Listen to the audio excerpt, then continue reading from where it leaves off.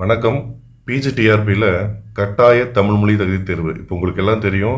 இப்போ யூஜிடிஆர்பியாக இருக்கட்டும், பிஜியாக இருக்கட்டும், மற்ற போட்டித்தொடராக இருக்கட்டும், தமிழ்நாடை பொறுத்த மட்டும் கட்டாயமாக்கியிருக்காங்க. கிட்டத்தட்ட நமக்கு தமிழ் அடிப்படையாக தெரிஞ்சிருக்குதா அப்படிங்கிறத கட்டாயமாக்கியிருக்காங்க.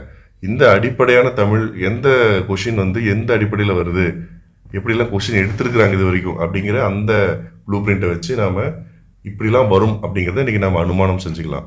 ஓரளவுக்கு குறிப்பிட்டு பார்க்க முடியும். சரி, நம்ம இப்போ இந்த நிமிஷங்கள் அப்படின்னு பார்த்துன்னு வச்சுக்கோங்க. உங்களுக்கு தெரியும், ஹால் டிக்கெட்டில் பார்த்துருப்பீங்க. கூடுதலாக நமக்கு என்ன பண்ணியிருப்பாங்க, 30 நிமிடங்கள் வழங்கியிருப்பாங்க. கூடுதலாக 30 நிமிடங்கள் வழங்கியிருப்பாங்க.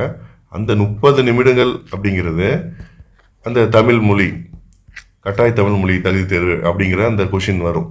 எதுக்காக அந்த 30 நிமிடங்கள் கொடுத்துருக்காங்கன்னா, ஒருவேளை நீங்கள் இந்த 30 நிமிடங்கள் சரியாக பயன்படுத்தாமல் நான் மேஜர் நல்லா படிச்சிட்டேன், அது எனக்கு போதும், இது தமிழ் தேவையில்லை அப்படின்னு நீங்கள் நினச்சோம்னா, நமக்கு தெரியும் உங்களுக்கு நம்ம இது வேலிட் ஆனால் மட்டும்தான் திரும்ப அதுக்கு எலெக்ஷனே போக முடியும். ஸோ இப்போ நமக்கு ரொம்ப முக்கியமான ஒரு பகுதியாக தான் இது இருக்குது. ஏற்கனவே நம்ம நிறைய கொஷின் சொல்லியிருக்கோம். என்ன மாதிரி தரம் வாய்ந்த கொஷின் இருக்குன்னு வச்சுக்கோங்களேன். இப்போ குரூப் 4 இருக்கு இல்லைங்களா, குரூப் 4 மாதிரியான அடிப்படை அது என்னவா இருக்கும், அதேமாக 10th கிளாஸ் வரைக்கும் தான் கொடுத்துருப்பாங்க. இந்த விஏஓ மாதிரி இருக்கு இல்லைங்களா எக்ஸாம்ஸு, அந்த எக்ஸாமினுடைய அடிப்படை தான் இதில் இருக்கும். அவங்களுக்கு தேவை, ஏன்னா ஒரு விஏஓ குரூப் 4 தகுதி இருக்குது அப்படின்னா தமிழ் நல்லா தெரியணும், சில பொது அறிவு தெரியணும் அப்படின்னு அவங்க எதிர்பார்ப்பாங்க. இந்த இடத்துல தமிழ் மட்டும் தெரியணும் அப்படின்னு எதிர்பார்க்குறாங்க. நமக்கு இந்த இடத்துல அரை மணி நேரம் கொடுத்துட்டு வினாக்கள் பொறுத்த மட்டும் எப்படி கேட்குறாங்க அப்படின்னு வச்சுக்கோங்க. நீங்கள் அடிப்படை என்ன பண்ணுவீங்க, விஏ எக்ஸாமுக்கு 6 முதல் 10ஆம் வகுப்பு வரைக்கும் இருக்கக்கூடியது நம்ம தரவு பண்ணுவோம். அதில் முன்ன அது கொஞ்சம் அப்டேட்டடாக இப்போ நிறைய விஷயங்கள்லாம் +2 வரைக்கும் கூட வந்துட்டுருக்கு. அதை நீங்கள் கணக்கில் வச்சுக்க வேண்டாம். இப்போது 6 முதல் 10வது வரைக்கும் இருக்கக்கூடிய இந்த பகுதியில் இருக்கக்கூடிய தமிழ், குறிப்பாக இங்கே கட்டாய தமிழ் அப்படிங்கிற தமிழ், இதில் இப்போ நமக்கு இருக்க ஒரே துருப்புச்சிட்டு என்ன அப்படின்னா, இப்போ இருக்கிற பாடநூலில் இருக்கக்கூடிய அந்த வகைமை இருக்கு இல்லைங்களா, உரைநடை, செய்யுள், இதெல்லாம் இருக்கு இல்லைங்களா, நம்ம ஆல்ரெடி பார்த்துருக்கோம். நிறைய நோட்ஸை ரொம்ப நுணுக்கமாக கொடுத்துருக்கோம், நிறைய வினாக்கள் கொடுத்துருக்குறோம். அதை நீங்கள் அடிப்படை படித்து பார்த்துக்கணும். அப்போ உரைநடை, செய்யுள், அப்புறம் இலக்கணம், துணைப்படம்லாம் இருக்குது. சரி, போன தேர்வில் என்ன மாதிரி கேட்டிருந்தாங்க, ஸோ அதை வச்சு இத்தனை கேள்வி இதில் இந்த பகுதியிலேருந்து வந்திருக்குது அப்படிங்கிறத நம்ம என்ன பண்ணிக்கலாம், குறித்து பார்த்துக்க முடியும். சரி, இந்த இடங்களில் சில இலக்கணம், துணைப்பாடம், அந்த மொழிபெயர்ச்சி சொல்லுவாங்க. கிட்டத்தட்ட மொழிபெயர்ச்சி அப்படிங்கிறதுமே என்னதுங்க, அந்த இலக்கணத்தோடு தொடர்புடைய ஒன்று தான். ஆனால் முழுமையாக அது இலக்கணம் சொல்லிட முடியாது. ஸோ மொழிபெயர்ச்சி, அப்புறம் அகரவரிசைப்படுத்தல், நீங்கள் அந்த டிஎன்பிசியிலே பார்த்துருப்பீங்க அகரவரிசைப்படுத்தல். அது மட்டும் இல்லாமல் நம்ம திருக்குறள் இருக்குது, முக்கியமாக திருக்குறள். அவங்களே என்ன பண்ணுறாங்கன்னா, திருக்குறளில் சில அதிகாரங்கள் கொடுத்துருப்பாங்க. பாடப்புத்தகத்தில் எல்லா அதிகாரமும் இருக்காது, சில அதிகாரம் மட்டும் நல்லா நீட்டிச்சு கொடுத்துருப்பாங்க. ஸோ இப்போ இது மட்டும் தான் நம்மளுடைய டார்கெட். சரி, ஒருவேளை உங்களுக்கு இந்த பகுதியில் ஏதாவது ஒரு பகுதியில் ரொம்ப சிரமமாக இருக்குன்னு நினைக்கிற மாதிரி இருந்ததுன்னா நம்ம என்ன பண்ணிக்கலாம், அதில் எத்தனை வினா வந்திருக்கு அப்படின்னு சொல்லி பார்ப்போம். அந்த வினாக்களில் சரி இந்த பகுதி எனக்கு ஈஸியாக இருக்கும், இந்த பகுதி ஈஸியாக இருக்குன்னா தரவு பண்ணிக்கோங்க. இல்லை இலக்கணம் எனக்கு எப்பவுமே கொஞ்சம் கஷ்டமாக இருக்குது, தமிழில் ஏதாவது தப்பு பண்ணிடுறேன் அப்படின்னா என்ன பண்ணிக்கலாம், தெரிஞ்சு வச்சுக்கணும், எல்லாமே தெரிஞ்சு வச்சுக்கணும். ஆனால் இதில் முக்கியமானது ஏதாவது ஒரு 4 பகுதியாவது நாம் என்ன பண்ணிங்கன்னா தரவு பண்ணிடணும். அவ்வளோதான்ப்பா, இவ்வளோதான் கேள்வி. இப்போ தரவு பண்ணிட்டோம் அப்படின்னா கண்டிப்பாக நம்ம என்ன பண்ண முடியும், அதில் எழுதிட முடியும். சரி, இப்போ இதில் மொத்தம் நமக்கு வினாக்கள் அப்படின்னு பார்த்தா எத்தனை வினா வரும்னு வச்சுக்கோங்களேன், 30 வினாக்கள் இருக்குது. இல்லை எப்படி மதிப்பெண் அடிப்படையில் அவங்க கொடுக்குறாங்கன்னு வச்சுக்கோங்க. 1 முதல் 20 வினா இருக்குது இல்லைங்களா, ஃபஸ்ட்டு அதுக்கு அவங்க என்ன பண்ணுறாங்க அப்படின்னா 2 மதிப்பெண் அப்படிங்கிற அடிப்படையில் 40 மதிப்பெண். ஒரு வினாவுக்கு நல்லா பார்த்துக்கோங்க, ஒரு வினாவுக்கு 2 மதிப்பெண் அப்படிங்கிறதுல 40 மதிப்பெண்.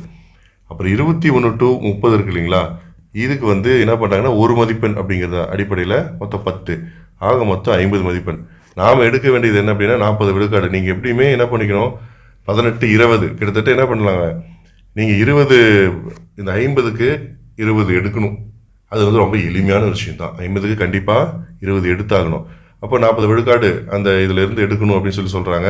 அப்போ நம்ம என்ன பண்ணிக்கலாம், குறைஞ்சபட்சம் நீங்கள் 20 டார்கெட் பண்ணிக்கோங்க, எதுவுமே யோசிக்க வேண்டாம். 20 மதிப்பெண் எடுக்கணும் அப்படிங்கிறத ஞாபகம் வச்சுக்கோங்க. சரி, இதுக்கு நமக்கு எத்தனை மணி நேரம் கொடுத்துருக்காங்கன்னா 30 நிமிடம், அதாவது அரை மணி நேரம், ஒரு அரை மணி நேரம் கொடுத்துருக்காங்க. நீங்கள் ஹால் டிக்கெட்லேயே பாருங்கள், அது மென்ஷன் பண்ணியிருக்காங்க. கட்டாய தமிழுக்காகவே என்ன பண்ணிக்கலாம், அரை மணி நேரம்னு சொல்லி மென்ஷன் பண்ணியிருக்கிறாங்க. அதன் பிறகு தான் இதை முடித்த பிறகு தான் நம்ம என்ன பண்ண முடியும், அந்த கொஸ்டின்ஸை அட்டன் பண்ணுற மாதிரி இருக்கும்.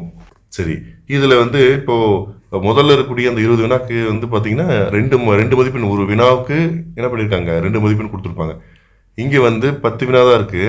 10 வினாவுக்கு ஒரு வினாவுக்கு 1 மதிப்பெண் கொடுத்துருக்காங்க, 10 மார்க். இப்போ நீங்கள் 50ல் 20 எடுக்கிறதுங்கிறது ரொம்ப எளிமையான ஒரு விஷயம்தான். ரொம்ப ரொம்ப எளிமையான ஒரு விஷயம்தான். சரிங்களா? இப்போ இந்த 50 மதிப்பை நம்ம டார்கெட் பண்ணிக்கிறோம். இதில் நான் ஏற்கனவே சொன்ன மாதிரி நமக்கு பாருங்கள், ஏற்கனவே நம்ம சொல்லியிருக்கோம் இல்லைங்களா?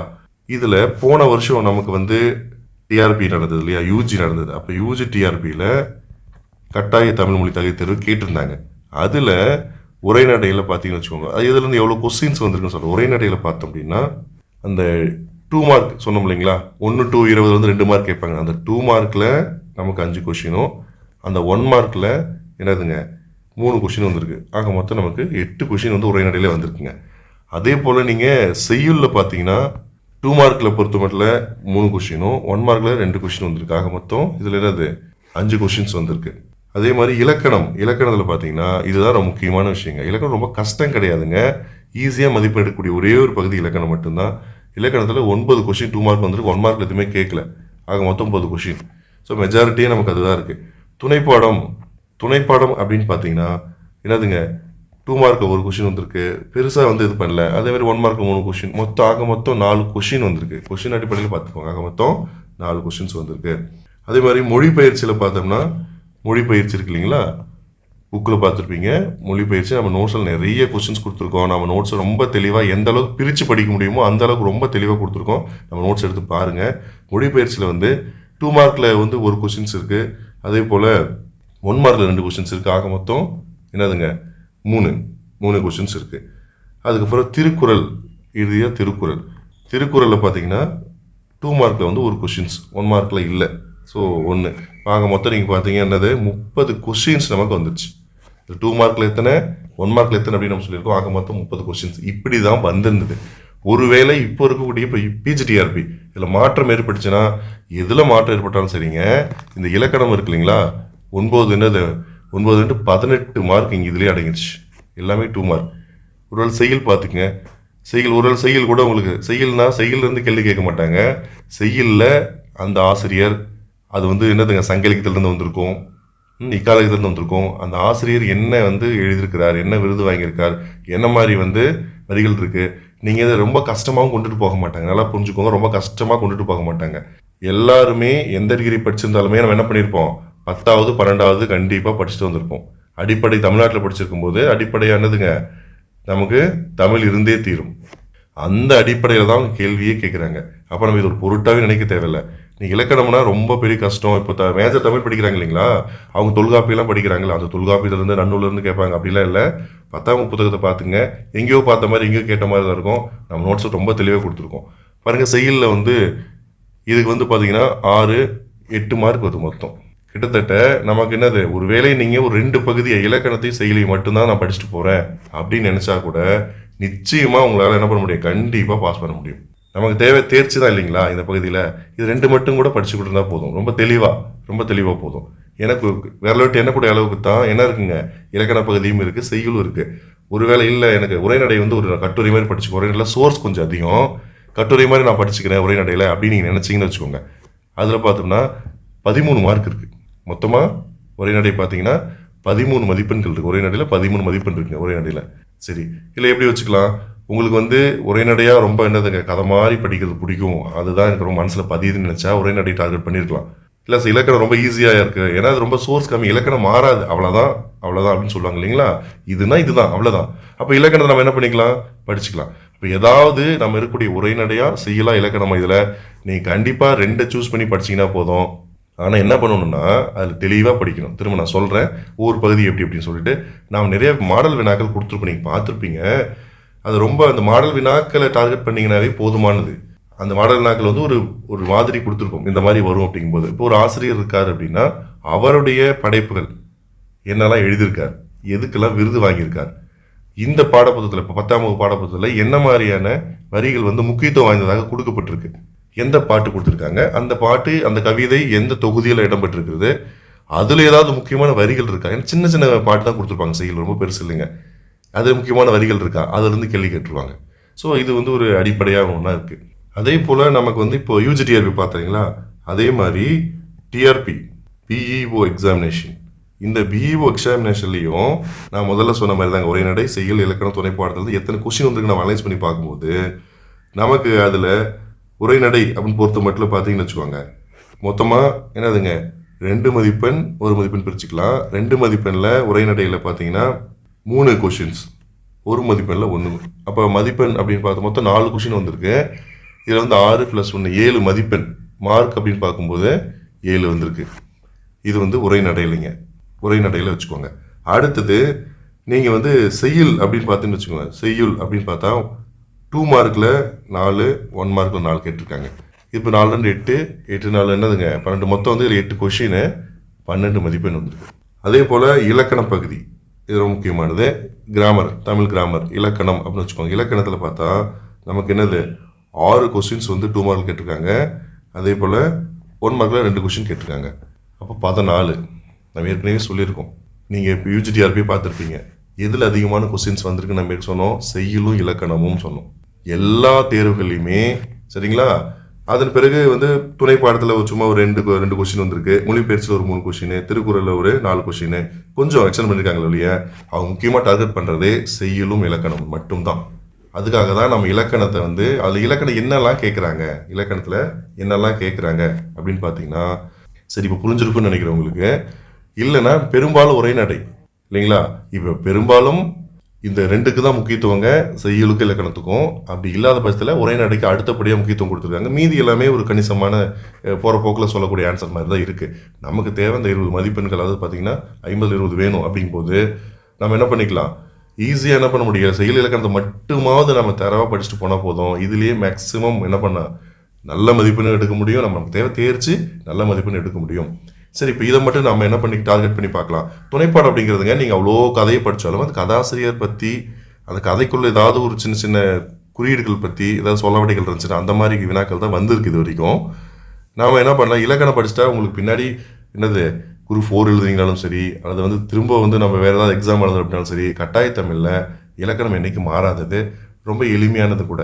நன்னூல் இருந்தாலும் கேள்வி கேட்டிருக்காங்க, புக்கில் பார்த்துருப்பீங்க, நன்னூல் இருந்தால் கொடுத்துருக்காங்க.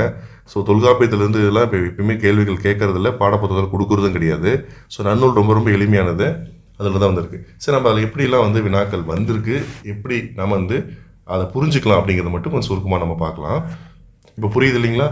மற்ற எல்லா போட்டித் தேர்வுகள்லையுமே எதுக்கு முக்கியத்துவம் அதிகம் கொடுத்துருக்காங்கன்னா செய்யுளுக்கும் இலக்கணத்துக்கும் தான் கொடுத்துருக்குறாங்க. இது 2 கஷ்டம் கிடையாது. செய்யுளுங்கிறது என்னது, பாட்டில் இருந்துலாம் கேள்வி கேட்க மாட்டாங்க. அந்த பாட்டு யார் எழுதுனாங்க, எந்த காலம், அதே தான் பரிசு வாங்கியிருக்குதா, இந்த நமக்கு இப்போ பாடப்புத்தகத்தில் 10வது கொடுத்துருக்கக்கூடிய பாடப்புத்தகத்தில் என்ன மாதிரி பாடல் கொடுத்துருக்காங்க, அந்த பாடல் வந்து என்ன மாதிரியான முக்கியமான வரிகள் ஏதாவது அதில் இருக்கா, எதுக்காக அதை கொடுத்துருக்காங்க அப்படிங்கிறதுலேருந்து தான் வினாக்கள் வருது. அடிப்படையாக கேட்கப்பட்ட வினாக்கள் அப்படி தான் வருது. நீங்கள் வந்து அதுக்கப்புறம் எஸ்டிடிஆர்பி இருக்கு இல்லைங்களா, அந்த டிஆர்பி பார்த்தோம்னாலும் கூட அதுலேயும் நான் பாருங்கள், செய்யுளுக்கும் இலக்கணத்துக்கும் முக்கியத்துவம் கொடுத்துருக்காங்க. கொஞ்சம் எக்ஸ்ட்ராவாக உரைநடையில் வந்து என்ன பண்ணிருக்காங்க, ஒரு 8-12 மார்க் உரைநடையில் வருது. நான் சொல்லலையா, முதல்லையே சொன்ன இல்லைங்களா, இலக்கணம் செய்யுள் உரைநடை, இது 3 தான் அவங்க ரொம்ப நுணுக்கமாக பார்க்குறாங்க. திருக்குறள் இருக்குது இருந்தாலும் கூட இதெல்லாம் நீங்கள் அடிஷ்னலாகவே வச்சுக்கோங்க, மற்ற பகுதி அடிஷ்னலாக வச்சுக்கோங்க. அதனால தான் நம்ம பெரும்பாலும் நம்ம வந்து மாதிரி வினாக்கள் உங்களுக்கு கொடுக்கும்போதுமே செய்யுளில் இருந்தும் உரைநடையில் இருந்தும் அது இலக்கணத்தில் இருந்தும் தான் அதிக மதிப்பெண் கொடுத்துருக்கோம். இலக்கணம் அப்படிங்கும்போது என்னென்ன வரும் அப்படிங்கிறத நான் இப்போ சொல்கிறேன் பாருங்கள். இந்த இலக்கண பகுதி சொன்ன இல்லைங்களா, இந்த இலக்கணம் அப்படின்னு நம்ம பார்க்கும்போது நமக்கு கொஷின்ஸ் இதிலிருந்து தான் வரும். என்னென்னா தொகைநிலை தொடர், தொகாநிலை தொடர். நாம் நல்லா ஞாபகப்படுத்தி பார்த்துக்கோங்க. தொகைநிலை தொடர், தொகாநிலை தொடர் நம்ம நடத்தியிருக்கோம் இல்லைங்களா, அது உங்களுக்கும் தெரியும். 2 வந்து தொகாநிலை தொடர். இந்த தொகாநிலை தொடர், தொகைநிலை தொடர் அப்படிங்கிறது என்ன பண்ணுவாங்கன்னு வச்சுக்கோங்க, இலக்கண குறிப்புன்னு பகுதி இருக்குது தெரியுங்களா, இலக்கண குறிப்பு அப்படின்ட்டு அதில் தான் கேட்க முடியும். இப்போ இலக்கண குறிப்பு அப்படிங்கும்போது அந்த இலக்கணத்தினுடைய குறிப்பு எப்படிலாம் கேட்பாங்க. ஒன்றும் இல்லை, தொகைநிலைன்னு என்ன, நமக்கு வந்து என்ன பண்ணுங்க, பண்பு தொகை, வினைத்தொகை, அன்மொழி தொகை இல்லைங்களா, இது மாதிரி 5 வகையான தொகைகளை உள்ளடக்கியது தான் தொகைநிலை தொடர். அவங்க இலக்கண குறிப்பு தான் அதில் கேட்க முடியும் தொகைநிலை தொடரை பொறுத்த வரைக்கும். அப்போ தொகாநிலை தொடர்கள் அப்படிங்கும்போது நமக்கு வந்து என்னது, அந்த வாக்கிய அமைப்புகள்லாம் கொஞ்சம் பார்க்க வேண்டிய விஷயங்கள் இருக்குது. அது முதல்ல என்ன அப்படி தெரிஞ்சுக்கிறது. சின்ன வகுப்பில் வந்து இலக்கண குறிப்பெலாம் நிறைய படிச்சிருப்போம். அந்த இலக்கண குறிப்பெலாம் நிறைய படித்த அடிப்படையில் நம்ம என்ன பண்ணிக்கலாம்னா இதை வந்து ஒரு முறை நான் ஞாபகம் வச்சுக்கலாம். ஸோ இப்போ கேள்வி இலக்கணத்தில் இது மூலம் சொல்லிடுறேன் பாருங்கள், தொகைநிலைத்தொடர், தொகாநிலை தொடர்கள் வந்து கண்டிப்பாக கேள்வி இல்லைங்களா. அது மட்டும் இல்லாமல் நம்ம பாடப்புத்தகத்தில் வந்து பொது கொடுத்துருப்பாங்க, இயல்புகளுக்கு தகுதிகளுக்கு எப்படி ஒரு விஷயத்தை வந்து என்ன சொல்கிறாங்க சொல்லுவாங்க, மங்களம் குழு குறிலாம் சொன்னோம் இல்லைங்களா, இது வந்து நன்னூல் குடி இலக்கணம் தாங்க. ஸோ அந்த இலக்கணத்தை நம்ம சொல்லியிருக்கிறோம். அப்புறம் வந்து எண் வகை விடை, 8 வகை விடை என்னென்ன, 6 வகை வினா என்னென்ன, சரிங்களா. அது மாதிரி பொருள்கோள் பொருள்கோள் எப்படி ஒரு பாட்டை பொருள் எடுத்துக்கிறது அப்படிங்கிற அந்த 8 வகையான அந்த பொருள்கோளை வந்து அவங்க வந்து கேள்வியாக வந்து கேட்கறதுக்கு வாய்ப்பு இருக்குது. பாடப்புத்தகத்தில் கொடுத்துருக்கிறத நீங்கள் படிச்சிங்கன்னா போதும். அதுக்கப்புறம் நம்ம கருப்பொருள் அட்டவணை சொன்ன ஞாபகம் இருக்குங்களா, கருப்பொருள் அட்டவணைன்னு சொல்லியிருக்கோம் இல்லைங்களா. குறிஞ்சி முல்லை மருத நெய்தம் அப்படின்னு சொல்கிறல அந்த 5 வகை நிலங்களில் என்ன மாதிரியான மலர்கள் பூத்தது, என்ன மாதிரி தெய்வம் வழிபட்டாங்க, என்ன மாதிரி மக்கள் வாழ்ந்தாங்க, என்ன மாதிரி உணவு, என்ன மாதிரி இசை, அந்த அட்டவணையை நடத்தும்போது சொல்லியிருக்கிறோம். அந்த அட்டவணையை ஒரு விளையாட்டாக ஞாபகம் வச்சுக்கோங்க. 5 வகை நிலம் இருக்கிறது, அதில் அட்டவணையிலையும் கூட குறிப்பிட்டு ஒரு என்னதுங்க முக்கியமாக உங்களுக்கு எது தஞ்சு தோணுதோ அதை வச்சுக்கோங்க. கண்டிப்பாக எதில் ஒன்று வரும். அது தெய்வங்கள் ஒவ்வொரு நிலத்துக்கு என்ன தெய்வம் இல்லைங்களா. இப்போ குறிஞ்சிக்கு முருகன், முல்லைக்கு திருமலை, இப்படி வச்சுக்கிறீங்க இல்லையா. இந்த மாதிரி வந்து ஒரு நிலத்துக்கும் என்ன தெய்வம் இருக்குது, என்ன உணவு சாப்பிடுவாங்க, அந்த மக்களை எப்படி அழைப்பாங்க அப்படிங்கிறத அட்டவணையும் கொடுத்துருக்கோம். ஸோ வினாக்களாக கேட்டிருக்கோம். ஸோ அது ரொம்ப முக்கியமாக இருக்குது. இன்னொன்று நமக்கு அந்த திருக்குறளில் பொறுத்தவரையில் பார்த்துன்னு வச்சுக்கோங்க, அழகீட்டு வாய்ப்பாடு இல்லைங்களா, அழகிடுதல் அப்படின்னு சொல்லுவாங்க. அழகீட்டு வாய்ப்பாடு சொல்கிறோம்ல, ரொம்ப ரொம்ப ரொம்ப முக்கியம். ஒரு தடவை அது விளையாட்டு மாதிரி நீங்கள் பிரித்து கற்றுக்கிட்டிங்கன்னா, நேர்நறி பிரித்து கற்றுக்கிட்டிங்கன்னா, அவன் எப்படி கேள்வி கேட்டிருக்கான்னு வச்சுக்கோங்க. ஒரு குறளில் கடைசியாக 3 அடியை மட்டும் கொடுத்துட்டுங்க, அதில் வந்து இந்த குறள் எதில் முடிஞ்சிருக்கு, எப்பயுமே வெண்பா எதில் முடியும், வெண்பா வந்து 4 மலர் காசு பிறப்பில் முடியணும். அதை ஞாபகம் வச்சுக்கோங்க. கடைசி வார்த்தையை அப்படி தான் நீங்கள் பண்ணணும். அதுக்கு போய் நிறையோ என்னது நேர்னு போட்டக்கூடாது. நேர்நிறை நேர்பு நிறைவு 4 மலர் காசு பிறப்பு இந்த அடிப்படையில் தான் எழுதணும். அப்போ அதை பிரிக்கணும். இன்னொன்று என்ன பண்ணிருக்காங்கன்னா, 2 குறள், இப்போ இங்கே ஒரு சீர் இருக்குது, இன்னொரு சீர் இருக்குது அப்படிங்கும்போது இது 2க்கு இடையில் என்ன தலை இருக்கிறது, தலை தெரிஞ்சால் தான் பார்க்க முடியும் என்ன தலை இருக்கிறது. அப்போ ஒன்றோடு தொடர்புடையது. சரி, இந்த அடிப்படை. அப்புறம் பார்த்தீங்கன்னா அணிகள். பார்த்தீங்கன்னா அணிகள். இந்த அணிகள் அப்படிங்கிறது 35 வகையான பொது அணி இருக்குங்க. ஆனால் நமக்கு ஒரு 6 அதிகபட்சமாக ஒரு 6 அணிகள் தான் கேட்டிருக்காங்க. அது குறிப்பிட்டு 4 அணிகள் தான் ரிப்பீட் ஆகிட்டே வந்துட்டு இருக்கு. ஓமை அணி ஒன்று ஞாபகம் வச்சுக்கோங்க. ஓமை அணி இருக்கு இல்லைங்களா, அது ஓமை அணியில் எப்படியாவது ஒன்று வந்துடும். ஓமை அணி நம்ம எப்படி வரும்னு சொல்லிட்டு நம்ம அணிகள் நடத்தும் போது ரொம்ப தெளிவாக சொல்லியிருக்கோம். அது ஒரே ஒரு வார்த்தை, ஓம் உறுப்பு இருக்கு இல்லையா, அந்த ஓம் உறுப்பு எங்கேயாவது இருக்கும், அந்த பாட்டுக்குள்ளே எங்கேயாவது இருக்கும். போல பொறைய உப்ப உருளை மானக்கடுப்பை தற்று மற்றுன்னு வரும் பாருங்க, இதெல்லாமே ஓம் உறுப்பு தான். அந்த ஓம் உறுப்பு இருந்ததுன்னா நல்லா குரலை படிச்சு பாருங்க, அணியை ஃபிக்ஸ் பண்ணிடலாம். இல்லைன்னா அந்த வேற்றுமை அணி மாதிரி பொருள் அடிப்படையில் நீங்கள் அந்த பெருசாக குரல்லாம் இல்லைங்க, திரும்ப திரும்ப திரும்ப ஒரு 3-4 குரல் தான் ரிப்பீட் ஆகிட்டே வரும். தீனால் சுட்டப்பன் உள்ளாரும் மாறாதே நானும் சுட்ட விடு, தேவரனே கையவர் ஆவரும் தான் மேவன செய்தவர்களால், இந்த மாதிரி தமிழாசிரியர்களுக்கு மத்தியிலே கூட சரியா எப்படி குறுந்தொகையிலேருந்து கொட்டேஷன் திரும்ப திரும்ப அந்த செம்புல பயனர் அதிக பேர் சொல்லுவாங்க, அது வரும், எல்லாருமே சொல்லுவாங்க காதலுக்குன்னா. அது மாதிரி தான் இது என்ன ஆகும் அப்படின்னா, திரும்ப திரும்ப இந்த அணிகள் வந்து 3-4 அணிகள் தான் வந்து திரும்ப திரும்ப வந்துட்டு இருக்குங்க. நம்ம வந்து அணிகள் நடத்தும்போது நம்ம தெளிவாக சொல்லியிருக்கோம். ஸோ அப்போ நம்ம இந்த இலக்கணம் அப்படின்னு பார்த்தீங்கன்னா தொகைநிலை தொடர், தொகாநிலை தொடர், பொது வழக்கு பார்த்தீங்கன்னா இப்போ இயற்சொல் திரிசொல் வட சொல்லா இருக்குல்ல, இந்த மாதிரி வழக்கு, மங்களம் குழு குறி இந்த மாதிரி இருக்கக்கூடிய மறு இதெல்லாம் இதில் தான் அடங்கும். அப்போது அடுத்தது வினா விடை. ரொம்ப எளிமை. 8 வகை விடை இருக்குது, 6 வகை வினா இருக்குது. அப்போது கேள்வி கேட்டுருவாங்க, நீ படிப்பாயா அப்படிங்கிறதுக்கு என்னது தலைவலிக்கும் ஒரு பதில் சொல்லலாம்னு வச்சுக்கோங்க. படிப்பியா, நாளைக்கு படிச்சிருவியா அப்படின்னு கேட்டால் தலைவலிக்குன்னா என்ன விடை அப்படின்னு சொல்லி கேட்பாங்க. உருவது கூறல், அதாவது அது உருவது கூறல் விடை என்னன்னா, ஏற்கனவே எனக்கு அந்த மாதிரி நடந்திருக்கு, ஆகையால் நாளைக்கு இப்படி நடக்க போகுது, உருவது நிகழ போகுதுன்னு அர்த்தங்க. உருவது கூறல். இந்த மாதிரி நம்ம விடையை ரொம்ப தெளிவாக சொல்லியிருக்கோம். அப்போ விடைகளை கொஞ்சம் ஞாபகம் வச்சுக்கோங்க. அப்போ இலக்கணம்னாலுமே எதுலேருந்து வரும், நமக்கு இந்த 6 பகுதி தான். இலக்கணம் நீங்கள் சொல்லிக்கிட்டாலுமே 6 பகுதிகள் தான்.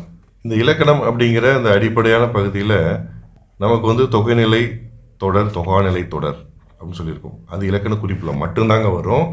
அது என்னதுங்க, பண்பு தொகையா, சரிங்களா, வினை தொகையா, உண்மை தொகையா, ஊமை தொகையா, அன்மொழி தொகையா, இல்லைங்களா, அப்படிதான். இது வந்து இப்போது நாம் இதிலிருந்து தான் வினாக்கள் வரும். இலக்கண குறிப்பு தான் கேட்க போகிறாங்க, வேறு வழியே கிடையாது இலக்கண குறிப்பு. அது மாதிரி பொது அப்படிங்கும்போது நம்ம சொல்லியிருக்கோம் இல்லையா, எடுக்கிற மங்கலம் குழு குறி மறு இது எல்லாமே பொதுவில் வரும். இந்த வலு வளாநிலை கேள்விப்பட்டிருக்கீங்களா? வலுன்னா என்னது, குற்றம். வளாநிலைனா குற்றம் இல்லாதது. என்ன குற்றம் வரும், நம்ம மூவகை இடம் இருக்கு இல்லைங்களா, தன்மை முன்னிலை படுறதுன்ட்டு அதை வந்து மாற்றி சொல்லக்கூடாது. தன்மை பெயர் இல்லைன்னு சொல்லுவாங்க. நான், யான், நாம், யாம் சொல்கிறோம் இல்லைங்களா, தன்மை பெயர்கள் அப்படின்னு சொல்லணும்ல, இதை மாற்றி எழுதி வச்சுருப்பாங்க சென்டென்ஸ் அங்கே. அல்லது கொடுத்துட்டு தன்மை பெயர்கள் என்ன இருக்குன்னு சொல்லி சென்டென்ஸ் கேட்பாங்க. தன்மைனா நம்ம குறிக்கூடியது, முன்னிலைனா முன்னாடி இருக்கும் குறிக்கூடியது இல்லைங்களா. படர்க்கை அப்படிங்கிறது என்னதுங்க, தன்மையும் முன்னிலையும் சேர்த்த மாதிரியான ஒருத்தர் மென்ஷன் பண்ணுறது. முன்னிலைனா முன்னாடி இருக்கும் குறிக்கூடியது, தன்மைனா நம்மளை குறிக்கூடியது, படர்க்கைனா அந்த 2 பேரையும் சேர்த்து குறிக்கூடிய ஒன்றுது.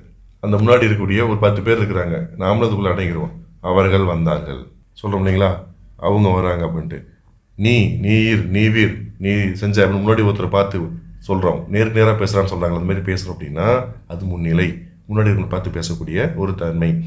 சரி, தன்மைனா நம்மளை குறிச்சிக்கிறது. அந்த டேர்ம் பார்த்தீங்கன்னா நான், யான், நாம், யாம் இந்த மாதிரி வரும். சரி, இது மூக இடம். இப்போ அதை ஞாபகம் வச்சுக்கோங்க, நம்ம வகுப்பு நிறைய சொல்லியிருக்கோம். இப்போ இலக்கணம்னா இதுதான் வரும், இதில் இருந்தால் வினாக்கள் வரும். அதே போல் வலு வளா நிலைன்னு சொன்னோம் இல்லைங்களா. ஒரு வார்த்தை பாருங்க, இப்போ வந்து கண்ணன் வந்தது. கண்ணன் வந்தது அப்படின்னா கண்ணன்னா யாரு? ஏதாவது ஒரு ஆட்டு மாட்டு கண்ணன் நீங்கள் பேர் வைப்பீங்க, ஆட்டு மாட்டுக்கோ நாய்க்கோ நல்லா சில பேர் நல்லா அழகாக டீசெண்டாக பேர் வச்சுக்கிறாங்க. இப்போலாம் நாய்க்கெலாம் சில பேரில் வந்து நாய் என்ன சொல்கிறோம் அப்படின்னா நாயின்னு சொன்னாவே அவங்க ரொம்ப கோவப்படுறாங்க. அது பேர் வச்சு நீங்கள் எப்படி வந்து எங்கள் வீட்டில் ஒரு பையன் மாதிரி இருக்கா, அது நாயின்னு கேட்பீங்களான்னு சொல்லுவாங்க. சரி, அந்த அடிப்படை இருக்கட்டும். கண்ணனுங்கிறது அடிப்படையில் ஒரு ஆண்பால் பெயர், ஒரு மனிதனுக்கான பெயர். அப்போ வந்ததுங்கிறது இது என்னது, அது வந்துச்சு போணுச்சுன்னு யாரை பேசுவோம்? ஆடு மாடு தான், அக்னி தான் பேசுவோம். இது தப்பு, இப்படி சொல்லக்கூடாது இல்லைங்களா. கண்ணன் வந்தான் அப்படின்னு தான் சொல்லணும், இல்லை வந்தார் ஒரு மரியாதை நிமித்தம் வந்தார் அப்படின்னு தான் சொல்லணும். இதுதான் குற்றம் இல்லைங்களா. அப்போது தன்மை முன்னிலை படுகையில் நான் வந்தேன்னு சொல்லலாம் இல்லைங்களா, நான் வந்தேன் அப்படின்னு சொல்லலாம். நீ வந்தேன்னு சொல்லலாமா? இது எப்படி இருக்கு பாருங்க. இதுதான் என்னது தன்மை முன்னிலை படுகை, இது வலு. நான் வந்தேன் கரெக்டு, நீ வந்தேங்கிறது தப்பு, இப்படி வலு. இது இந்த மாதிரி தான் கேள்வி கேட்பாங்க. அவங்க கேள்வி வரும் பொழுது இது என்ன வலு அப்படி சொல்லி கேட்பாங்க, புரியுதுங்களா. வலுன்னு சொல்கிறமே என்ன வலு, திணை வலுவா, பால் வலுவா, இட வலுவா, கால வலுவா, மலப்பு வலுவான்னு சொல்லி என்ன வலு, அதில் என்ன குற்றம்னு கேட்பாங்க. இப்போ ஒரு எடுத்துக்காட்டு மட்டும் சின்னதாக சொல்லிட்டு நம்ம அடுத்த பகுதி போயிடலாங்க. இப்போ வந்து என் அம்மை வந்தால் நம்ம சொல்கிறோம்ல பாருங்க, என் அம்மை வந்தால் அப்படின்னு சொல்லுவாங்க. யார் சொல்லுவாங்க அப்படின்னா பசுமாடை வீட்டில் வளர்க்குறாங்கன்னு வச்சுக்கோங்க. அவங்க என்ன பண்ணுவாங்க, ரொம்ப அன்பின் காரணமாக என் அம்மா வந்துட்டா அப்படின்னு சொல்லி ரொம்ப அன்பாக சொல்லுவாங்க, அந்த பசுமாடு சொல்லுவாங்க. இப்படி நாங்கள் இப்படி சொல்லும்போது நம்ம என்ன நினைப்போம், நல்லா படிச்சு பாருங்க, நம்ம இலக்கணம் படிச்சிருக்கிறோம், தப்புன்னு சொல்லுவோம், தப்பு அப்படின்னு சொல்லுவோம். ஆனால் சொன்னேன்ல வலுமை இது 2 சொன்னோம் இல்லைங்களா. ஒரு அன்பின் காரணமாக, அன்பின் மிகைப்பாடு காரணமாக இப்படி கூப்பிடக்கூடிய தன்மை இருக்குதுன்னு உங்களுக்கு தெரியும்ல. அதேமாதிரி ஆண்பாலை பெண்பாலாக மாற்றி சொல்லுவோம். பார்த்தீங்கன்னா ஒரு ஆண் குழந்தையா இருக்கும், தப்புன்னு சொல்லுவோம், ஆனால் தப்பு கிடையாதுங்க, இது ஏற்றுக்கொள்ளப்படும். ஏன்னா ஒரு அன்பின் காரணமாக ஒரு பசுமாட்டை அதுக்காக இந்த இடத்துல சொல்லியிருக்கோம். வலுன்னா குற்றம், அது எந்த மாற்றமும் கிடையாது, இது வலு பார்த்தது. அடுத்ததான் நம்ம இங்கே பார்க்க போது நம்மே வந்தாலும் சொல்லும்போது இது குற்றம் கிடையாது, அன்பின் காரணம் மிகைப்பாடு காரணமாக ஒரு அக்ரணியை உயர்தனையை ஏற்றி சொல்கிறது. அதே மாதிரி என்ன பண்ணுவாங்க, ஆண்பாலா பெண்பாலா சொல்லுவாங்க. இப்போ ஒரு பையனை பார்த்து வாடா ராஜா அப்படின்னு சொல்கிறத விட பையனை வந்து வாடி தங்கம் அப்படின்னு சொல்லுவாங்க பாருங்க, கேள்விப்பட்டிருக்கீங்களா. அப்படி கூப்பிடுவோம் குழந்தைய, ஆண் குழந்தையவே கூப்பிடுவாங்க.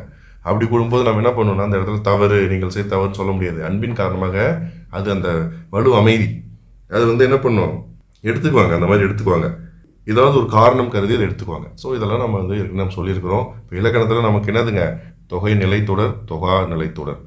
அப்போ தொகா நிலைத்தொடரில் என்னெல்லாம் வரும்னு பார்த்தினாங்க, நமக்கு அந்த உரிச்சொல் தொடரா ஒன்றும் இல்லை, இலக்கண குறிப்பு தாங்க, இலக்கண குறிப்பு தான். தொகைன்னு முடிஞ்சால் தொகை தொடர், மீதி எல்லாமே என்னது உரிச்சொல் தொடர், இந்த மாதிரிலாம் வரும். இப்போ இதில் வேற்றுமை தொகை இருக்கு இல்லைங்களா. வேற்றுமை தொகை வந்து என்னது, வேற்றுமை என்ன வேற்றுமை, இந்த வேற்றுமை உறுப்பு ஞாபகம் வச்சுக்கிட்டிங்கன்னா போதும். நமக்கு தேவை இலக்கண குறிப்பு, முடிஞ்சுதுங்களா. தொகைநிலை தொகாநிலை தொடரில் இலக்கண குறிப்பு தான் வரும்.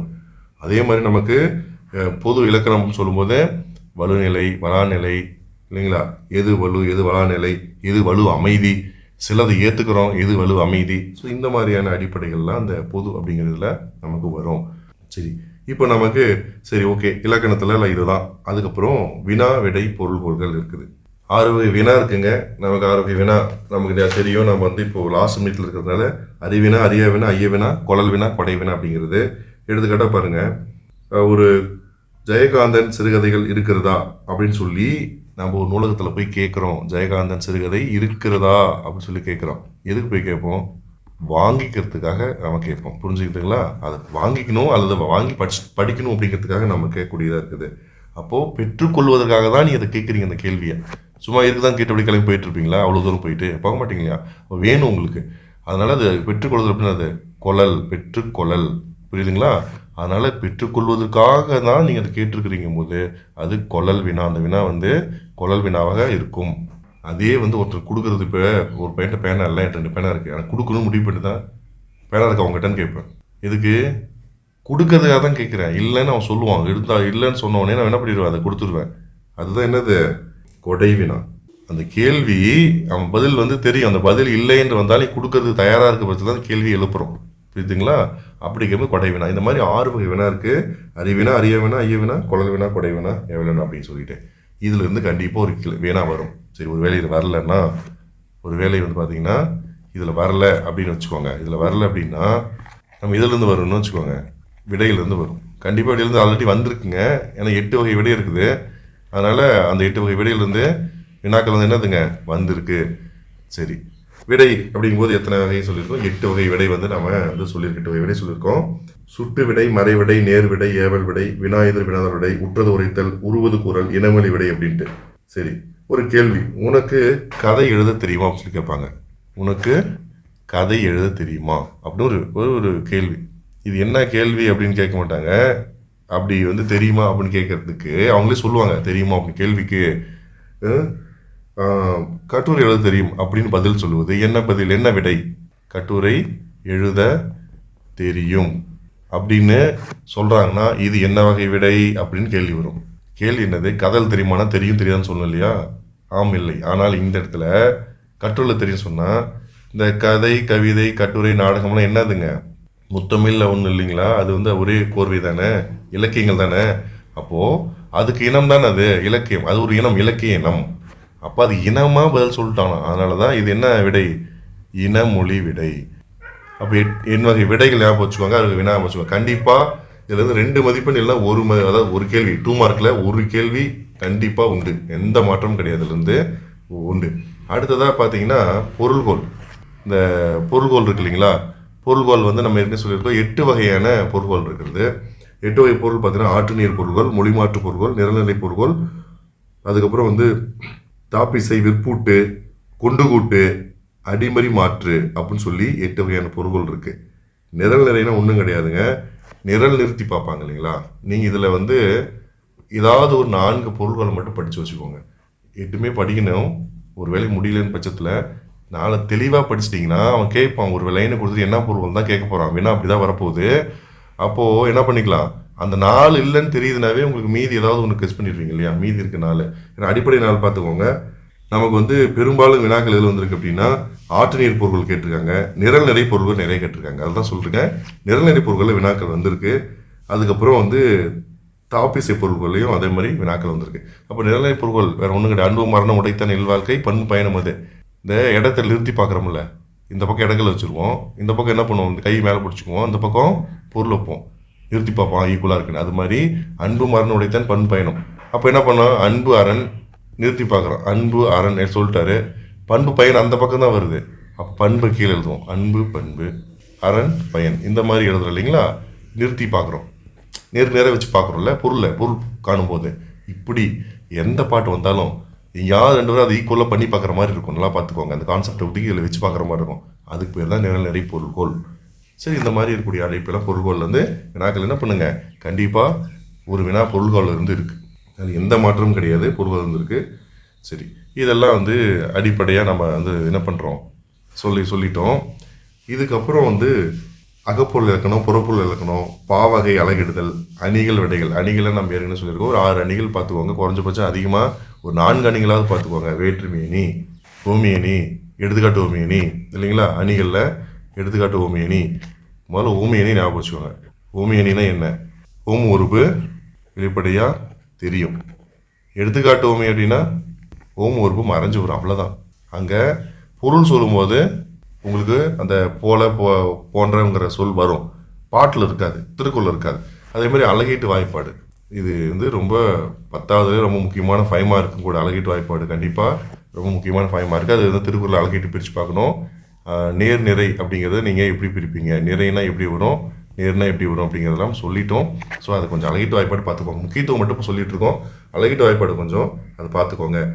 ஒரு குரலை கொடுத்து பிரிச்சுலாம் கேட்க மாட்டாங்க. குரலில் கடைசியாக ஒரு 3 வார்த்தை கொடுத்துட்டு என்ன சொல்லியிருக்கேன், அதில் இருந்து தான் என்ன பண்ணுவாங்க, இந்த 2 வார்த்தைக்குள்ளே என்ன தலை இருக்குது, இந்த 2 வார்த்தைக்குள்ளே என்ன சீர், இல்லை என்ன வாய்ப்பாடு இருக்குது, இந்த கடைசியாக 3 வார்த்தைக்கு என்ன வாய்ப்பாடு, இந்த மாதிரி தான் வினாக்கள் கேட்குறாங்க. ரொம்ப எளிமை. நீங்கள் கடந்து போகிற மாதிரி தான் இருக்கும். ஏன்னா 10வது படிச்சது வந்திருப்பீங்க. ஸோ அதை நம்ம சரியாக படிச்சிருந்தாவே போதுமானது. நம்ம கொடுத்துருக்க சோர்ஸில் நம்ம டார்கெட் பண்ண மாதிரி ஒரு உரைநடையோ இலக்கணமோ செய்யலோ, மீது துணைப்பாடம் இதெல்லாமே வந்து ரொம்ப வளவளன்னு இருக்கும். அதுவும் தேவைதான்.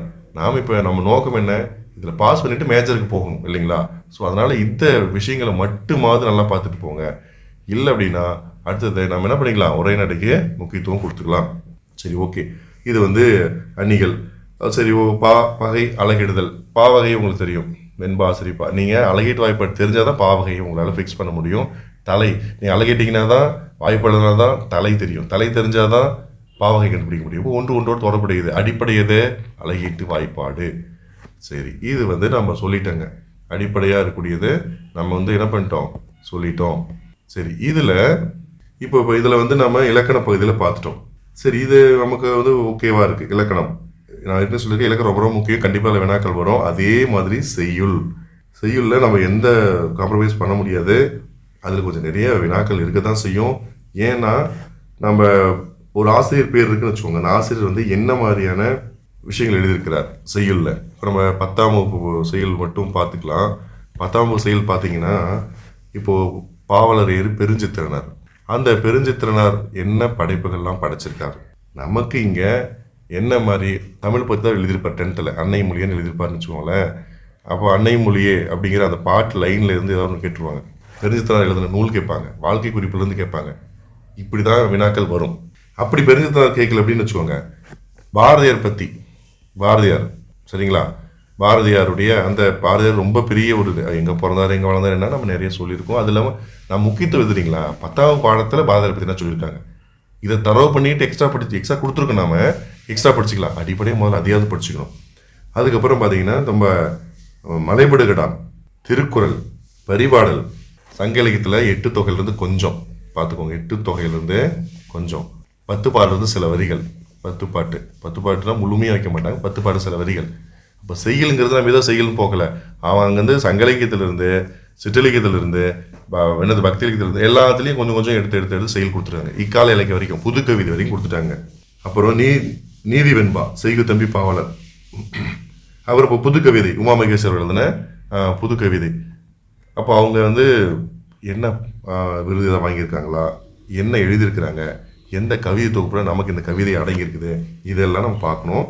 இந்த ஏறு புதிது ராஜகோபாலனுடைய கவிதை, அதே போல் தீசோ வேணுகோபால் ஐயா அவருடைய கவிதை, அப்புறம் வந்து நாகூர் ரூமி அவர்களுடைய கவிதைகள், இது எல்லாமே இந்த ஆசிரியர்கள் சொன்னோம் இல்லையா, நம்ம நோட்ஸ் கொடுத்துருக்கோங்க.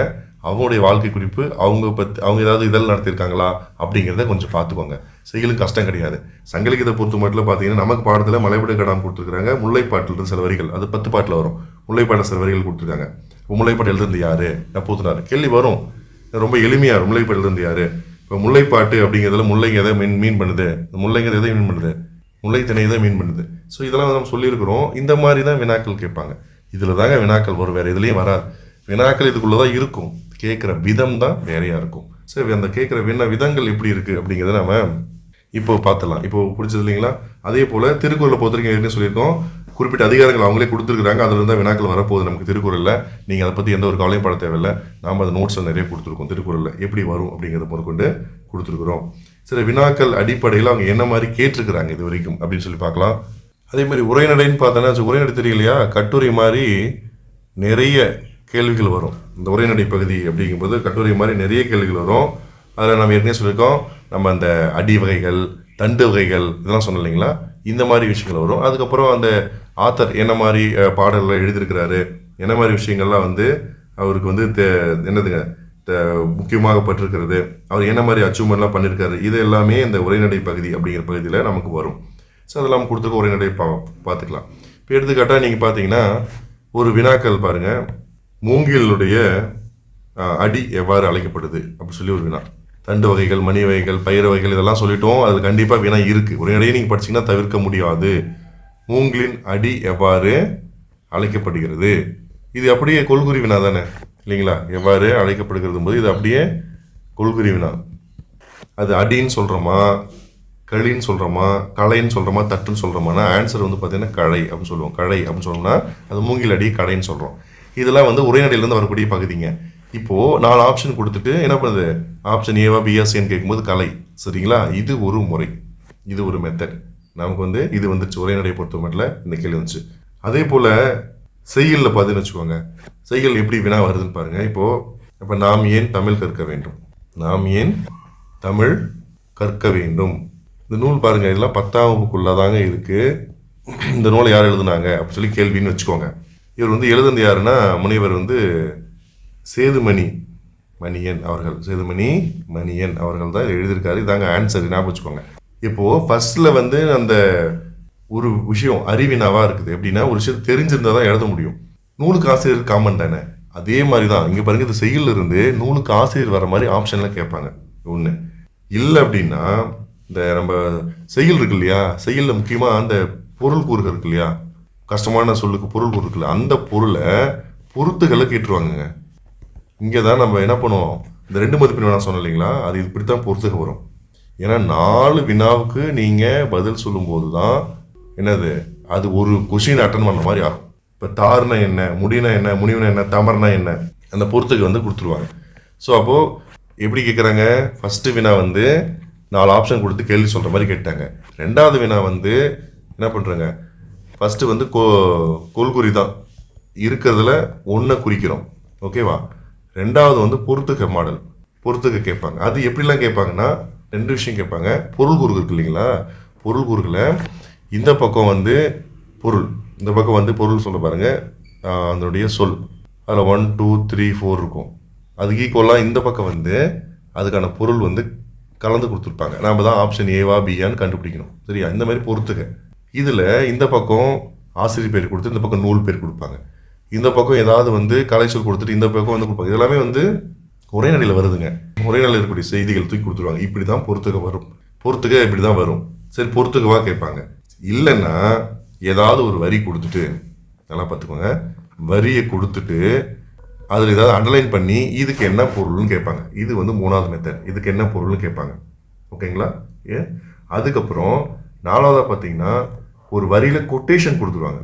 ஒரு வார்த்தை இருக்குது, கொட்டேஷன் கொடுத்து என்ன பண்ணுவாங்க, இது என்ன பொருளை குறிக்கிறது, அந்த மொத்த வரியுமே கிடையாது, அந்த ஒரே ஒரு வார்த்தை கொட்டேஷனாக கொடுத்துருவாங்க, எந்த வார்த்தையை குறிக்கிறது அப்படின்னு சொல்லி கொடுப்பாங்க. அதன் பிறகு 5வது எப்படி கேட்பாங்கன்னா கீழ்கண்டவற்றில் பொருந்தாதது எதுன்னு கேட்பாங்க. பொருந்தாததுன்னா புரியுது இல்லைங்களா, பொருந்தாதது எது, ஒரு எக்ஸாம்பிள் சொல்ல போகிறேன், பொருந்தாதது எது அப்படின்னு சொல்லி கேட்பாங்க. எப்படின்னா பொறுத்துக்கு இருக்கு இல்லைங்களா, பொறுத்துக்களை நீங்கள் தான் பொருத்தணும். இது பொறுத்துக்க மாதிரி தான் இருக்கும், 1 2 3 4 இருக்கும். இங்கே வந்து கடல், அது ஈக்குவலாக ஆளி கொடுத்துருப்பாங்க. சரிங்களா? இந்த இடத்துல வந்து மலை, மலைன்னு சொல்லியிருப்பாங்க. அங்கே வந்து என்ன சொல்லுவாங்க, நம்ம மலைக்குன்னா அப்புறம் முல்லை எப்படி கொடுத்துருப்பாங்க. அது முல்லை முல்லை காடு காடு சார்ந்த இடம் அப்படின்னா நமக்கு தெரியும் முல்லைன்னு. மலை முல்லைன்னு கொடுத்துருப்பாங்க. அவங்க கேட்குற கேள்வி இது மீதி 3 பொருந்ததுன்னு வச்சுக்கோங்களேன். பொருந்தாதது எதுனா கடல்லாம் ஆளி கரெக்டாக இருக்குது, மலைன்னா வந்து குறிஞ்சி தானே ஒரு முல்லை வருது, அப்போ பொருந்தாதது ஆப்ஷன் அது 2 தான். அப்போ பியில் 2 இருக்குன்னு வச்சுக்கோங்க, 2 தான் அப்படின்னு சொல்லி குறிப்போம். புரியுதுங்களா? இப்படி ஒரு கேள்வி கேட்பாங்க. இது வந்து இது ஒரு முறை, 5வதாக இருக்கக்கூடிய ஒரு முறை, பொருந்தாது இதுன்னு சொல்லிட்டு. இப்போ 6வதாக கேட்கறது ரொம்ப இயல்பாகவே ஒரு விஷயத்த கேட்டுருது, ரொம்ப இயல்பா, அல்லது அதே உள்டாவா சரியாக பொருந்தி உள்ளது எதுன்னு கேட்போம். சரியாக பொருந்தி உள்ளது எது அப்படின்னு சொல்லி கேட்பாங்க. கீழே இருக்கிறது கரெக்டாக இருக்கிறது, பொருந்தாததுன்னு ஃபஸ்ட்டு கேட்டாலாம் பார்த்துக்கோங்க, குழம்பிக்காதீங்க. பொருந்தி உள்ளதுன்னு சொல்லி கேட்பாங்க. அந்த கேட்குற மாடல் மட்டும் நம்ம சொல்லிட்டு இருக்கோம். இப்படி தான் வினாக்கள் வந்துட்டு இருக்கு. அப்புறம் இன்னொன்று, அறிஞர்களுடைய 7வதாக பார்த்தோம்னா அறிஞர்களுடைய கொட்டேஷன். இப்போ எடுத்துக்காட்டு, உனக்கு படிக்க தெரியாது அப்படிங்கிற அந்த ஒரு வார்த்தையை வைத்துக்கொண்டு அந்த வார்த்தையால் உந்தப்பட்டு மிகப்பெரிய பள்ளியை உருவாக்கியவர் யார் அப்படின்னு சொல்லி கேட்கும்போது கெலன் கெல்லரா, அன்னை தெரசாவா, மரியா மாண்டிசோரியா, மேரி மேக்லோட் பெத்யூன் அப்படின்னா மேரி மேக்லோட் பெத்யூன். அது நீங்கள் உரைநடை படிச்சிருந்தீங்கன்னா தான் அந்த கொட்டேஷன் யாரை மீன் பண்ணுதுங்கிறது தெரியும். ஆக கிட்டத்தட்ட நமக்கு 7 வகையான மாடலில் தான் கொஸ்டின் வருது. நமக்கு நம்ம கட்டாய தமிழை பொறுத்த வரைக்கும் 7 வகை மாடல் தான் வருது. இதில் அதிகமாக கொள்குறியில் வந்துடும், பொறுத்துக்கு கண்டிப்பாக வரும். அப்புறம் திருக்குறளில் நம்ம சொன்னோம் இல்லைங்களா, ஒரு குறள் கொடுத்துட்டு ஒரு குறளில் கடைசிக்கு முன்னாடி கொடுத்துட்டு அதுக்கு என்ன சீர் பிரிச்சுக்க விடு, அந்த 3க்கு மட்டும் என்ன வாய்ப்பாடு வருது, 3க்கு என்ன என்ன இந்த 2 சீர்கட்டையில் என்ன மாதிரியான தலை இருக்குது. இன்னொன்று பார்த்தீங்கன்னா கோடிட்ட இடம், நம்ம 8 வச்சுக்கலாம். அது அடிப்படை இதுதான், கொள்குறி மாதிரி தான். டேஸ் மட்டும் கொடுத்துருவாங்க. முல்லைப்பாட்டை இயற்றியவர் டேஸ் யாருன்னு கூட கேட்கலாம், அது டேர்ம் அது. ஸோ டேஸ் அப்படின்னு கொடுத்துருவாங்க. கிட்டத்தட்ட நீங்கள் எப்படி சுருக்கி பார்த்தாங்களாமே 8 வகையான மாடலில் மட்டும்தான் உங்களுடைய கேள்விகள் இங்கே அமைஞ்சிருக்கு. 8 வகை மாடல் தான் கேள்விகள் அமைஞ்சிருக்கு. நம்ம என்ன பண்ணிக்கலாம், இந்த ஒரு உரைநடை படிக்கும்போது அந்த உரைநடை ஆசிரியர் என்னெல்லாம் எழுதியிருக்கிறார், என்ன நூல் எழுதியிருக்கிறார், என்ன சிறப்பு, என்ன மாதிரி பட்டங்கள் வாங்கியிருக்கிறார். இன்னொன்று முக்கியமாக சொல்கிறதுங்க, தேவநாய பாவனார் எழுதின 10ஆம் நூல் இருக்கக்கூடிய அடி வகைகள், தண்டு, குச்சி வகை, கீரை வகை, மர வகை, இந்த மணி வகைகள், எதெல்லாம் விதை, எதெல்லாம் கொட்டைன்னு சொல்லுவோம், இது எல்லாம் ஞாபகம் வச்சுக்குவாங்க. அதுலேருந்து வினா கண்டிப்பாக வருது. அது பொறுத்துக்களை வருமா, இந்த மெத்தடு தான் வினாங்கிறதா வரும். இந்த மெத்தடுக்குள்ளே அவங்க ஃபிக்ஸ் பண்ணிடுவாங்க. அது பொறுத்துக்கு வருமா, கொள்குறி வருமா, பொருந்தாத இணைன்னு வருமா, அப்படிங்கிறதுல இந்த மெத்தட் தாங்க நம்ம முக்கியம். படிச்சிருவீங்க, மெத்தடுக்குள்ளே வரும்போது மாட்டிக்குவோம். நேராக கேட்டால் பதில் சொல்லிடுவோம், பார்த்துக்கோங்க. நேராக கேட்டால் பதில் சொல்லிடுவீங்க. பட் இந்த மெத்தடுக்குள்ளே பொருந்தாதது இது, பொருந்தியதுன்னு கேட்கும்போது படித்து பார்த்து குழம்படி தப்பு ஆன்சர் பண்ணிடுவீங்க. ஸோ இந்த 8 வகையான அடிப்படையை மட்டும் தயவு செய்து ஞாபகம் வச்சுக்கோங்க. அதுக்கப்புறம் இந்த 8 வகையில் தாங்க, இந்த 8 வகையான நம்ம சொல்லியிருக்கோம் இல்லையா, இந்த அடிப்படையில் தான் என்ன வரும் அப்படின்னா வினாக்கள் கண்டிப்பாக வரும். இதை அடிப்படையாக வச்சுக்கிட்டு தான் நமக்கு அங்கே சொல்லியிருக்கோம் இல்லையா, ஆல்ரெடி சொன்ன நம்ம மொழிபெயர்ச்சியாக இருக்கட்டும், இலக்கணமாக இருக்கட்டும் இல்லைங்களா, உரைநடையாக இருக்கட்டும், மீதி எல்லாமே இதை அடிப்படையாக வைத்துக்கொண்டு தான் வினாக்கள் வரும். சரி, அப்போ இந்த 8 வகை மாடல் வினாக்கள் தான் வரும். அதே போல் நாம் சொன்ன இலக்கணமாக இருக்கட்டும் சரிங்களா, செய்யுளாக இருக்கட்டும், உரைநடையாக இருக்கட்டும், இது மேஜர். இதை தாண்டி துணை பாடம் இல்லைங்களா, அந்த வழக்குகள் இந்த மாதிரி இருக்கக்கூடிய விஷயங்கள், மொழிபெயர்ச்சி இந்த மாதிரி இருக்கக்கூடிய விஷயங்கள், மொழிபெயர்ச்சி இலக்கணத்தில் அடங்கினாலும் கூட மொழிபெயர்ச்சி அந்த மாதிரி இருக்கக்கூடியது, மீதி எல்லாமே சப்ஸ்டரியாக வச்சுக்குவாங்க. அடிப்படை இலக்கணம் வச்சுக்குவாங்க. இலக்கணத்தை நீங்கள் இலக்கணம் மாறாததுங்க, அதில் என்ன வருங்க தான் தெளிவாக அதுக்கு தான் முக்கியத்துவம் கூட சொல்லியிருக்கோம். அடுத்து செய்யுள், அடுத்தது உரைநடை, அந்த திருக்குறள் அலைக்கிடுதல் எல்லாமே ஒரு சப்ஸ்டரியாக வச்சுக்குவாங்க. அதில் ஒரு வினா 2 வினா தான் இது வரைக்கும் கேட்டிருக்கிறாங்க. அப்படியே கேட்டாலுமே நமக்கு பெரிய பாதிப்பு வர போகிறதில்ல. ஸோ இது 3 பாருங்கள். ஆனால் 8 வகையான அந்த மாடலில் தான் அவங்க கேள்வி கேட்க போகிறாங்க. ஸோ அதை அடிப்படையாக வச்சுக்கோங்க. 20 என்னதுங்க, எப்படி பார்த்தாலும் நீங்கள் 20 வினா 2 மார்க்கில் எப்படி 20 மார்க் எடுக்கணுங்க. 2 மார்க்கில் பார்த்தீங்கன்னா உங்களுக்கு 40 மார்க் வந்துடும். 20 வினாவுக்கு 2 மார்க், 10 வினாவுக்கு 1 மார்க். அதை புரிஞ்சுக்கோங்க. எல்லாத்துக்கும் ஈவனாக மார்க் கிடையாதுங்க, அதை புரிஞ்சுக்குவாங்க. ஆக மொத்தம் 50 மார்க் இல்லையா. 25ஆவது எடுக்கணும் மாதிரி டார்கெட் பண்ணுங்கள். எப்பயுமே 30 மார்க் எடுத்தலாம்னு வச்சுக்கோங்களேன், அப்படி டார்கெட் பண்ணுங்கள். அது 20க்கு யார் சில பேர்லாம் பார்த்தா கரெக்டாக தான் படிச்சுட்டு போவேன் அப்படின்னு படிப்பீங்க, அப்படி கிடையாது. ஸோ இப்படி தான் வினாக்கள் வரும், இந்த அடிப்படையில் தான் வரும். ஸோ நீங்கள் இதை ஞாபகம் வச்சுக்கோங்க. நாம் இது கடைசி வீடியோ, அதனால் கடைசி வீடியோன்னு சொல்ல வரல. ஸோ இதுக்கு மேலே நம்ம இது என்ன பண்ணலாம், இதை புரிஞ்சுட்டு படித்தாமே போதும். ஆல்ரெடி நிறைய முக்கியமான கொஸ்டின்ஸ் எடுத்து சொல்லியிருக்கிறோம், நிறைய சிந்திக்கிற மாதிரியான கொஸ்டின்ஸ் எடுத்து கொடுத்துருக்கோம். நம்மளுடைய நோட்ஸை பார்த்துக்கோங்க, ரொம்ப தெளிவாக பிரித்து கொடுத்துருக்கோம். நீங்கள் அந்த பகுதியை மட்டுமாவது போகிற போக்கில் எதையாவது 2ஆவது மட்டுமாவது பார்த்துட்டு போங்க, அதுவே உங்களுக்கு போதுமானதாக இருக்கும்னு நினைக்கிறேன். மீதி மேஜருக்கு முக்கியத்துவம் கொடுத்து நிறைய மதிப்பெண் எடுத்து வெற்றி பெறுவதற்காக வாழ்த்துக்களை தெரிவித்துக் கொள்கிறேன். நன்றி, வணக்கம்.